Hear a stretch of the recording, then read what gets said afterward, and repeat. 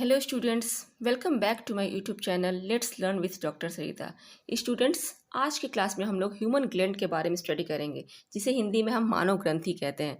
ये जो ग्रंथियाँ होती हैं हमारे शरीर के लिए अति ही महत्वपूर्ण होती हैं और ये हमारे विभिन्न क्रियाकलापों में सहयोग करती है। अगर ये ग्रंथियाँ नहीं रहें तो ना हार्मोन्स बनेंगे ना एंजाइम्स बनेंगे, है ना। तो हार्मोन्स और एंजाइम्स को उत्पन्न करने के लिए इन ग्रंथियों का होना अति आवश्यक है। तो चलिए हम समझते हैं कि ग्रंथि किसे कहते हैं और कितनी प्रकार की ग्रंथियां होती हैं। सबसे पहले डेफिनेशन की बात आती है, तो अगर हम ग्रंथि किसे कहते हैं इसे नॉर्मल भाषा में समझें तो ग्रंथियां हमारे शरीर में उपस्थित एक प्रकार का थैला होता है, ठीक है, जिसमें कि कुछ इंजाइम्स और हार्मोन भरे होते हैं। ये एक प्रकार का थैला होता है जो विभिन्न स्थानों पर पाया जाता है और इसमें हार्मोन्स शरीर के विभिन्न स्थानों पर पाया जाता है और इसमें हार्मोन्स और इंजाइम्स उपस्थित होते हैं, मतलब भरे होते हैं। डेफिनेशन की बात करें अगर परिभाषा की, तो हम इस तरह से कह सकते हैं इसको कि कोशिकाओं के व्यवस्थित समूह को हम क्या कहते हैं, ऊतक कहते हैं। आप जानते हैं कि मानव का शरीर है जो एक कोशिका से बना है, एक सेल से बना है। एक सेल से हमारा शरीर बना है और जब वो सेल डिवाइड होता है तो क्या बनता है, जब व्यवस्थित समूह होते हैं सेल डिवाइड होके क्या बन जाता है, ऊतक बन जाता है, टिश्यूज बन जाता है। और व्यवस्थित होता है तो वो टिश्यूज बन जाता है और यही टिश्यूज मिलके क्या बनते हैं, अंग का निर्माण करते हैं। ये ऊतक मिलकर अंग का निर्माण करते हैं। तब अब देखने वाली बात है कि कुछ ऊतक या अंग विशेष प्रकार के रसायन जैसे कि हार्मोन और एंजाइम्स का निर्माण करते हैं, उसे हम क्या कहते हैं, ग्रंथि कहते हैं। ठीक है, जो ऊतक या अंग हार्मोन और एंजाइम्स का निर्माण करते हैं उसे हम क्या कहते हैं, ग्रंथि कहते हैं। अब हम देखते हैं कि ग्रंथियां कितने प्रकार की होती हैं। देखिए, मानव में ग्रंथियां 3 प्रकार की होती हैं। कौन कौन सी? बहिर्स्रावी ग्रंथि, एक्टोक्राइन ग्लैंड, अंतःस्रावी ग्रंथि, इंडोक्राइन ग्लैंड और मिश्रित ग्रंथि यानी कि मिक्स्ड ग्रंथि। बहिर्स्रावी ग्रंथियों को अब हम डिटेल से देखते हैं कि बहिर्स्रावी ग्रंथियां क्या होती हैं और इसे किस प्रकार के स्राव निकलते हैं। इसके लिए हम एक अलग सा वीडियो बनाएंगे क्योंकि ये जो ग्रंथियों का जो चैप्टर है ना काफ़ी बड़ा है। बहिर्स्रावी ग्रंथि भी अपने आप में बड़ा है, अंतःस्रावी ग्रंथि तो और भी बड़ा है। ठीक है, तो हम इसको अलग सा एक वीडियो बनाएंगे जिसमें दोनों के लिए आपको जो ग्रंथियों से रिलेटेड आपको 3 वीडियो मिलेगा, आज का और 2 वीडियो जिसमें कि सारी जो ग्रंथियां हैं पूरी डिटेल के साथ कंप्लीट हो जाएगी। उसमें से फिर कोई बाकी किंतु परंतु नहीं होगा, आप उसको देख लीजिएगा।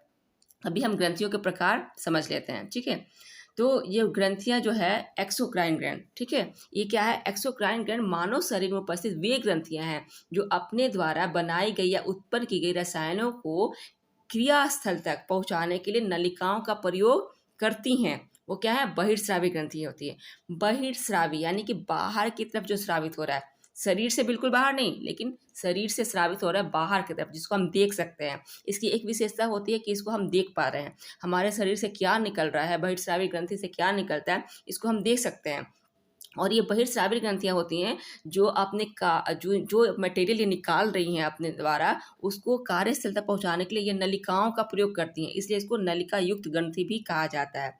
प्लस इसकी विशेषता है कि ये रक्त के संपर्क में नहीं होती है। ठीक है, हमने क्या देखा इसकी विशेषता बहिर्स्रावी ग्रंथियों का, कि इसको हम देख सकते हैं, इन ग्रंथियों से जिन भी पदार्थों का स्राव हो रहा है उसे हम देख सकते हैं। ये नलिका युक्त ग्रंथि होती है यानी कि नलिकाओं का प्रयोग करती है, डक्ट का प्रयोग करती है, प्लस ये रक्त के संपर्क में नहीं होती है।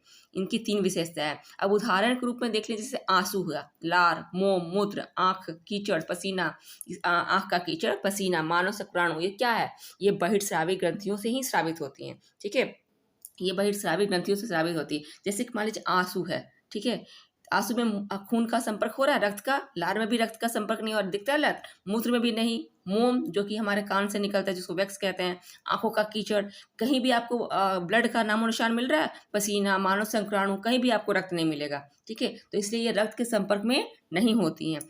प्लस क्या होता है, इसको हम बाहरी तरफ से देख रहे, इन जो भी पदार्थ का उदाहरण यहाँ पे दिया हुआ है सबको हम बाहरी तौर से देख सकते हैं। आंसू को देख सकते हैं, लार निकलता है उसे देखते हैं, मूत्र, मोम, आंख का कीचड़, पसीना, मानव शुक्राणु, सभी को हम देख सकते हैं। तो इस प्रकार ये बहिर्स्रावी ग्रंथियां होती हैं और इनसे क्या निकलता है, इनसे एंजाइम्स निकलती हैं। ठीक है, इससे एंजाइम्स निकलता है। अब हम देखते हैं कि अंतःस्रावी ग्रंथि क्या होती है, जिसको कि एक्टोक्राइन ग्लैंड कहते हैं। देखिए, मानव शरीर में उपस्थित वह ग्रंथियां जो अपने द्वारा बनाए गए रसायनों को क्रियास्थल तक पहुंचाने के लिए नलिकाओं का प्रयोग नहीं करती हैं। ठीक है, ये क्या कह रही हैं, ये नलिकाओं का प्रयोग नहीं करती हैं, तो इसलिए हम इसको नलिका विहीन ग्रंथि भी कहते हैं। ये रक्त के संपर्क में होती हैं। इसकी दूसरी विशेषता, पहली विशेषता होती है कि ये नलिकाओं का प्रयोग नहीं करती हैं, और दूसरी रक्त के संपर्क में होती है, प्लस हम इन्हें देख नहीं सकते हैं, हम इन्हें अपने आँखों से देख नहीं सकते हैं। तो ये क्या है, एंडोक्राइन, ये अंतःस्रावी, यानी कि शरीर के अंदर बह रही है, बाहर तरफ से वो दिखती नहीं है कि क्या बह रहा है, क्या निकल रहा है उनसे। इस ग्लैंड से, जो अंतःस्रावी ग्लैंड है, इससे जो निकलता है उसको हम देख नहीं सकते कि हमारे शरीर से क्या निकल रहा है। जैसे कि इसमें सभी प्रकार के हार्मोन्स आते हैं। हार्मोन्स को हम देख सकते हैं कि कौन सा पीयूष ग्रंथि से कौन सा हार्मोन्स निकल रहा है, थायराइड से कौन सा, कि उसका कलर कैसा है, हम देख नहीं पाते हैं। अग्नाशय से क्या निकला है, जनन ग्रंथि से किस प्रकार के हार्मोन्स निकल रहे हैं, हम नहीं देख सकते हैं। तो जो बहिर्स्रावी ग्रंथि होती हैं, ये क्या होती हैं, रक्त के संपर्क में होती हैं और इस पर नलिकाओं का प्रयोग नहीं करती हैं, ये डक्ट का प्रयोग नहीं करती हैं। इस प्रकार पीयूष ग्रंथि, थायराइड ग्रंथि, ये इसके उदाहरण, ये शरीर के अंदर ही अंदर निकलता है और ये रक्त के संपर्क में होता है। ठीक है, ओके, इसको व्यक्ति देख नहीं सकता है बाहरी तौर पर। अब हम देख लेते हैं मिश्रित ग्लैंड, जो इसको हम मिक्स ग्लैंड कहते हैं। मिक्स ग्लैंड क्यों कह रहे हैं मिश्रित ग्लैंड, क्योंकि यह इसमें हार्मोन्स और एंजाइम्स इस ग्रंथि से दोनों निकलते हैं।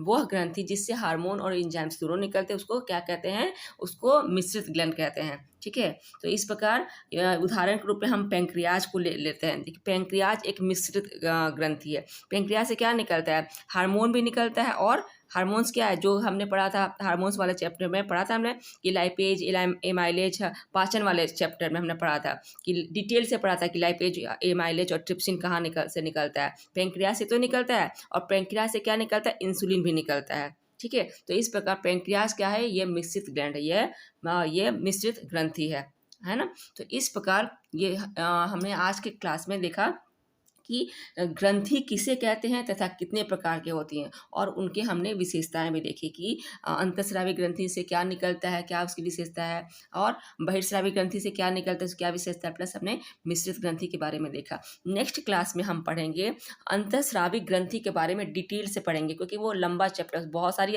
ग्रंथियाँ हैं। ठीक है, उसमें बहुत सारी ग्रंथियाँ आती हैं, तो नेक्स्ट वीडियो में हम अंतःस्रावी ग्रंथि के बारे में स्टडी करेंगे। आज के लिए इतना ही। Thank you so much.